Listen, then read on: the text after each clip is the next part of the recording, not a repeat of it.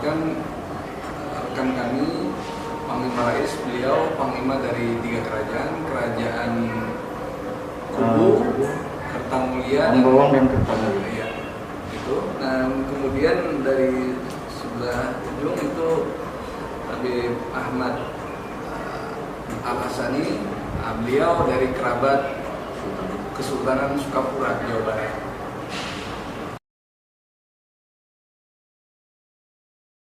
Era milenial ini kan era yang berkaitan dengan teknologi ya, kecanggihan lah. Jadi semuanya serba teknologi, serba internet, serba cyber. Jadi kebutuhan juga cepat, kebiasaan baru lah. Kalau sekarang tuh new normal lah istilahnya. Jadi kita dari kerabat kesultanan di Indonesia ini mengisi di zaman modern ini dengan berbagai cara untuk melakukan mengisi kemerdekaan ini, karena itu hasil perjuangan para pahlawan-pahlawan kita yang di masa lampau itu. Nah, jangan sampai kita nih kehilangan momen untuk mengisi gitu loh, selaku penerus dari pahlawan tersebut. Rata-rata kita nih memang keturunan para pahlawan, rata-rata ditarik ke atas silsilahnya itu orang pahlawan. Nah, jadi mengisi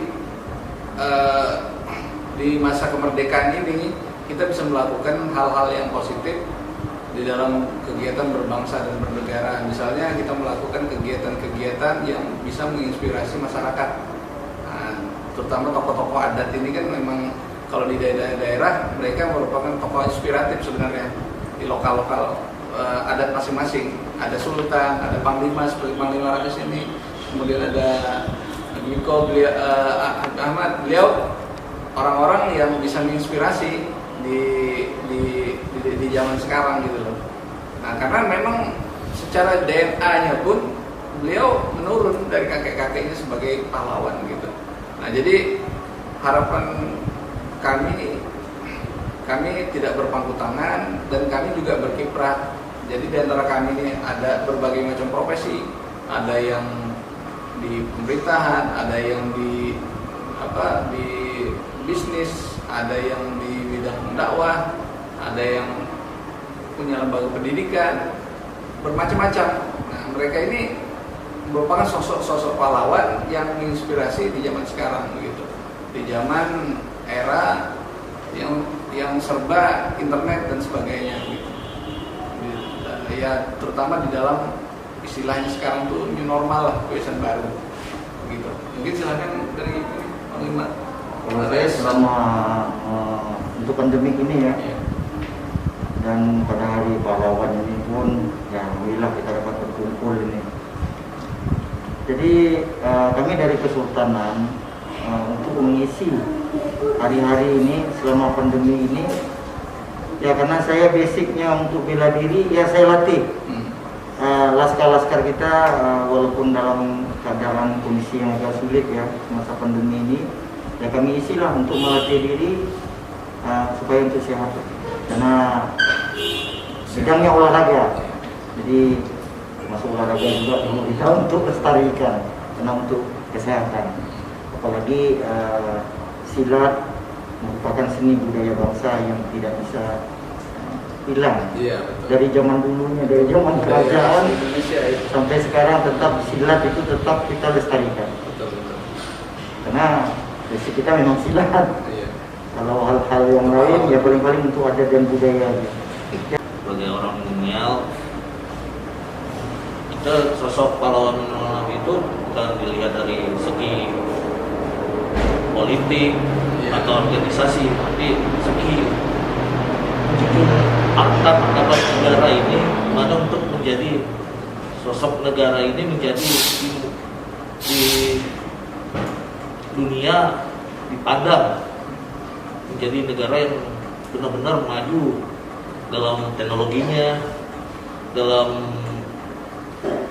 wawasan ya kebudayaan dan pariwisatanya yang harus dikembangkan. Kalau bagi saya sih sebagai milenial ini,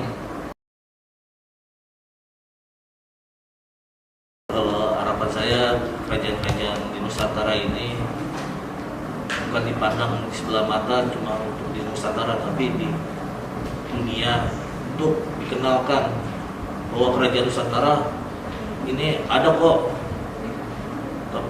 biar melihat di mata dunia ini bahwa Indonesia ini adalah negara yang sangat makmur dan sejahtera. Dalam kerajaan pun di Nusantara berkembang dengan yang baik dan makmur. Itu aja. Harapan saya untuk kepada negara, perhatikanlah kami ini di kerajaan, karena kerajaan juga banyak para pahlawannya, baik yang tercatat maupun yang tidak tercatat. Salatin Ashraf Jarrah itu merupakan perkumpulan para raja, sultan, dan bangsawan, ya, panglima. Di situ juga ada para pemangku adat.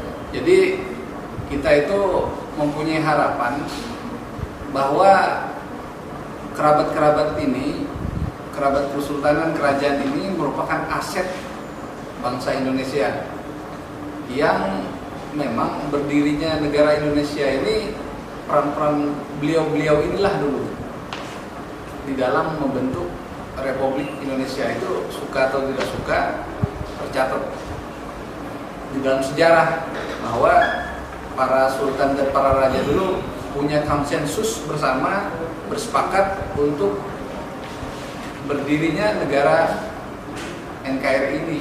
Nah, jadi harapan kita dengan adanya perjuangan-perjuangan para pahlawan dulunya di kerabat-kerabat kesultanan kerajaan, harapan kita pemerintah bisa mendorong agar masyarakat adat, masyarakat kerajaan untuk selalu tumbuh di dalam pembangunan kehidupan berbangsa dan bernegara dengan kearifan lokalnya, dan itu merupakan jati diri bangsa Indonesia, ya. Jadi kita semua bersatu di dalam hal ini, ya, Malaysia, bersatu semuanya untuk bela negara, ya. Sepakat kita bela negara, NKRI harga mati, ya. Saya sendiri dari kerabat Kesultanan Bone, dan saya kebetulan kakek saya sendiri itu beliau adik Sultan Bone. Pada waktu itu Imanur Ratu Arumdata sebagai sultannya, beliau sultan perempuan, ya ratu lah beliau, ratunya Bone, dan punya adik namanya Latamupaga Arumparoto. Nah, ini inspirasi saya. Beliau itu yang berjuang membantu kakak beliau untuk melawan penjajah Belanda waktu itu. Nah, itu inspirasi saya sampai sekarang.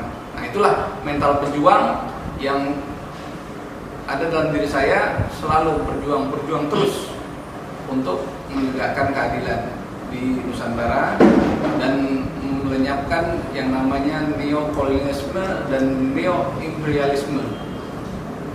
Jadi demikian dari saya. Silakan, Kongres. Dan kalau dari saya, yang untuk inspirasi saya yang masih kita ingat, ya, sejarah yang pernah terjadi di kerajaan Kubu, terutama Raja Kubu yang ke-6 yang bernama Tuanku Syarif Abbas Al-Idrus. Beliau sangat-sangat menentang penjajah, sampai akhirnya beliau diturunkan menjadi raja oleh Belanda karena tidak mau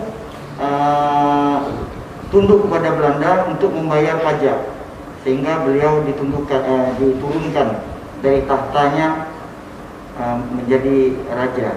Dan sampai saat ini yang meneruskan menjadi raja adalah cucu beliau yang bernama Tuan Besar Raja Kubu Syarif Syahril Al-Idrus Esos. Dan yang kedua,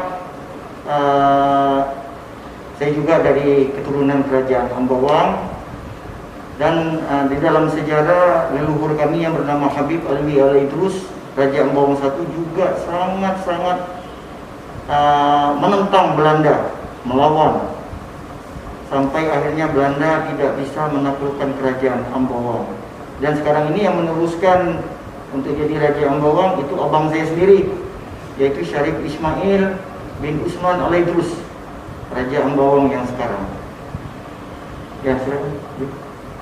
Dari Abu Ahmad. Kalau kita inspirasi saya sih sebagai menantu saya nama Adipati Yunus. Dia seorang pendiri Jayakarta bersama dengan Raden Fathahillah. Beliau berjuang melawan Portugis melalui pertempuran di Selat Malaka, Pulau Malaka, yang habis-habisan membela bangsa ini untuk mengusir Portugis. Dan tapi beliau dengan tekad perjuangan beliau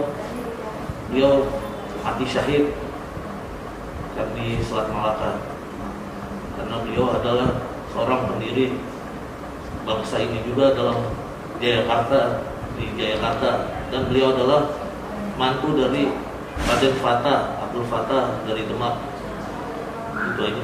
Kami dari kerabat kesultanan yang tergabung di dalam Salatin Ashraf Al-Jahro Terak Kesultanan mengucapkan selamat Hari Pahlawan Nasional 10 November 2021.